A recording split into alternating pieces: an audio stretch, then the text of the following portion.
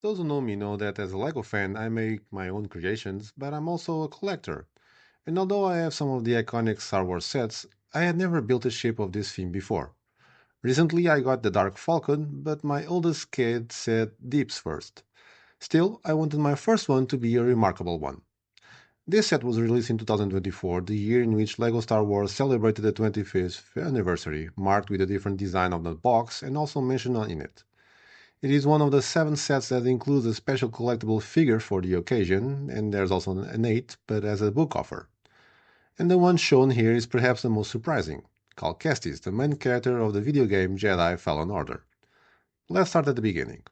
LEGO Star Wars 75394 Imperial Star Destroyer contains 1,555 elements and a retail price of €170 or $160.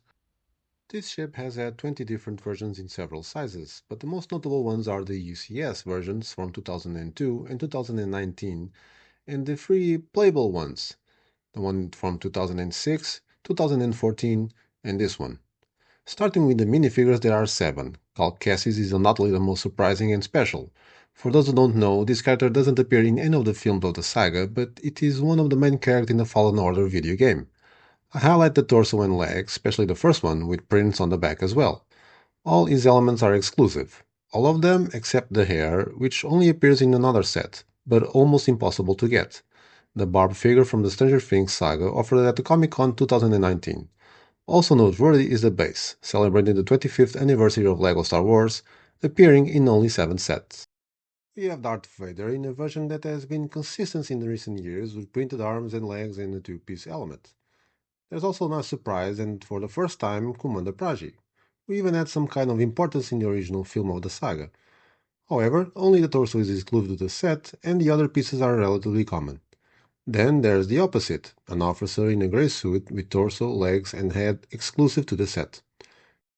As for the other figures, I would like to highlight the Imperial Gunner, also with a unique torso, and I love the helmet. The Imperial Navy Trooper, with a unique torso and head, the latter remind me of the Royal Guard from Series 5, and a Stormtrooper with more common elements. Moving on to the model itself, the Imperial Star Destroyer appears as the third version in this size. The first was the 6211 Imperial Star Destroyer in 2006, and the second was the 75055 from 2014. The latter is the most similar to the current one, taking into account the dimensions. It has 50 by 46 centimeters. The current one is a little bit shorter, and even the construction style and some other details are similar.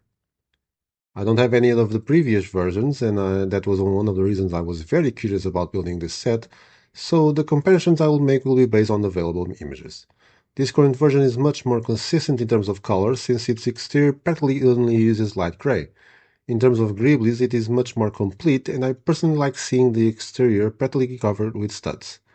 When it was first released, many fans complained that it was too small compared to the other versions, and there is a difference about 8-10 studs in length between the 2006 and this one. But the aesthetics are incomparable, since I consider the most recent set to be the most beautiful of the three destroyers. The gaps between the halves are minimal, very subtle, and look much better compared to the other versions. It has a hidden handle, which allows you to hold the set more easily. The solution is well thought out, but perhaps it would have made more sense in the first version, since from the reviews I read, it was quite fragile. In this one, the set is so stable and robust that you don't even need to be careful when picking it up. It has 2 mechanisms to fire lasers, but my favorite detail is the cannons, which with a simple slide, they move uniformly in the other direction, but they still can't get the Millennium Falcon old junk. The model opens exactly the same way as the previous model, first removing the central structure and then unfolding the side panels. This configuration allows easy access to the interior. Here, the bridge occupies a narrow space towards the back of the ship. The elevated passageway looks nice. It looks like Darth Vader passes by while looking at the officers to see if none of them are on Facebook or playing online. There is space for 4 figures next to some control panels with stickers.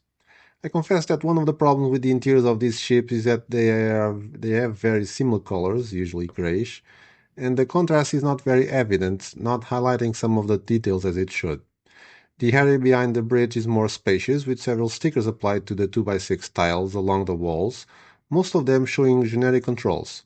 One has a special Easter egg with C3PO and R2D2, And my Orabesh is not the best, but I'm pretty sure it says the droids we're looking for.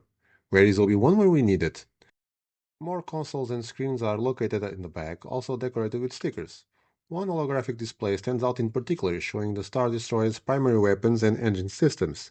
There are also a few boxes, one is actually rare, taking advantage of the available space, containing binoculars and thermal detonators. The second holographic panel shows information about the TIE Fighters, and the third is an awesome detail, using a trans-blue technic element. There are two more trans-red and trans-blue pieces representing the Rebel and Imperial forces at the top. A small diamond-shaped piece forms the Star Destroyer, while the 1x2 element should be a Mon Calamari cruiser. Finally, an infirmary completes the interior, identifiable by a syringe attached to the wall and a stored back tank. We're missing a medical droid here, but we do have a mouse droid and some weapons at the wall, if the patient is not that well. And here is a complete set. Considering it's been 10 years since we last cast a Star Destroyer playset, the LEGO group played it safe, but right. They took to the previous model, fixed some things, and gave a few more details and aesthetic improvements. It's great to see LEGO paying homage and revisiting old classic sets, especially during the theme's 25th anniversary. I realize that ship models must be repeated occasionally as long as they are doing from time to time. 3 in 25 years seems like a good average to me. So, are there any LEGO Star Wars fans? Does anyone have the previous models? Which one is your favorite? Leave your comment below. I hope you enjoyed it, and don't forget to like, share, and subscribe to the channel so you won't miss more reviews and speed builds in the upcoming days, with new releases from 2025, or even sets that have already been retired. Thank you LEGO and the Land for sending this set for review. Opinions on it are my own. See you soon, and play well.